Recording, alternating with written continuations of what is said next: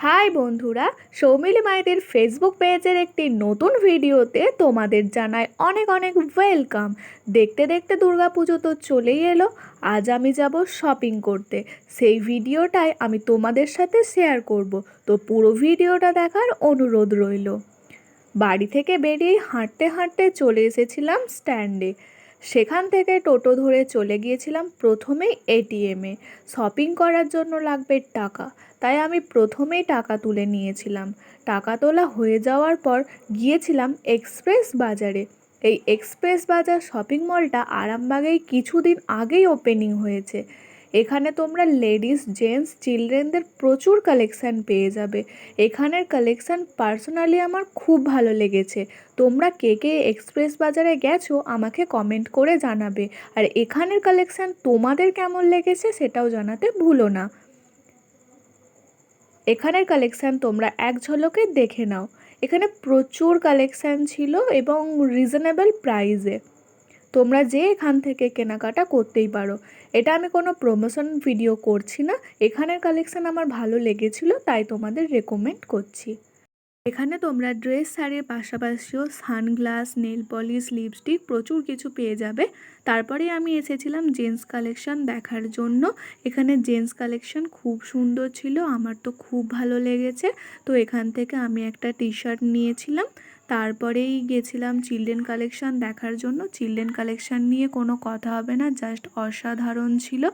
এখানে চিলড্রেনদের ড্রেসের পাশাপাশিও তোমরা টয়েস, শ্যুজ এবং স্কুল ব্যাগ পেয়ে যাবে এবং বাড়িতে প্রয়োজনীয় প্রচুর জিনিস এখানে ছিল।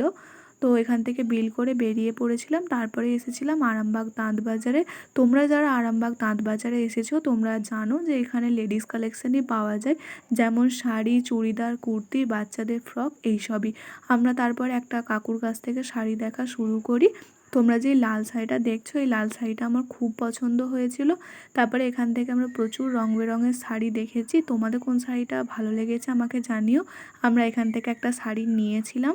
তো কোন শাড়িটা নিয়েছিলাম পরের ভিডিওতে দেখাবো। তো তারপরে এসেছিলাম স্টাইল বাজারে। তারপরে মিরর দেখে আমি একটু ঢং করা শুরু করে দিই। তারপরে জেন্টস কালেকশানগুলো একটু দেখে নিয়েছিলাম, বেশ ভালো ছিল। তারপরে যে শাড়িটা দেখছো এগুলো জিমিচু শাড়ি বলে। এই শাড়িটা তো জাস্ট মন ছুঁয়ে নিয়েছিল। তারপরে এই লেডিস কালেকশন দেখার জন্য চলেছিলাম। লেডিস কালেকশন নিয়ে কোনো কথা হবে না। আমি এখান থেকে একটা টপ নিয়েছিলাম। তো এখানে আমি 2-3টে ট্রাই করেছিলাম টপ।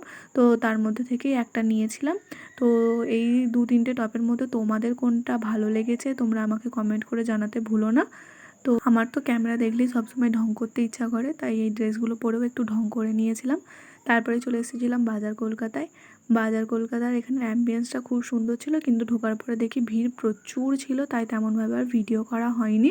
এখানেও তোমরা লেডিস, জেন্টস, চিলড্রেন কালেকশান পেয়ে যাবে।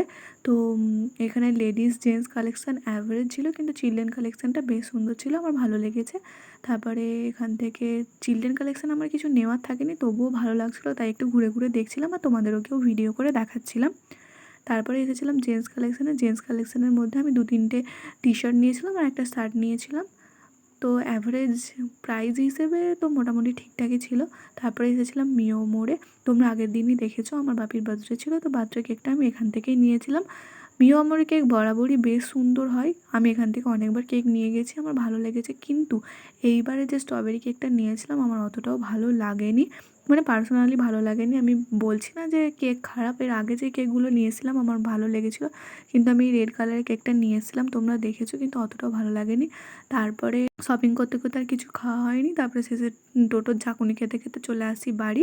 আজকের ভিডিওটা এই পর্যন্ত, দেখা হবে নেক্সট ভিডিওতে। টাটা।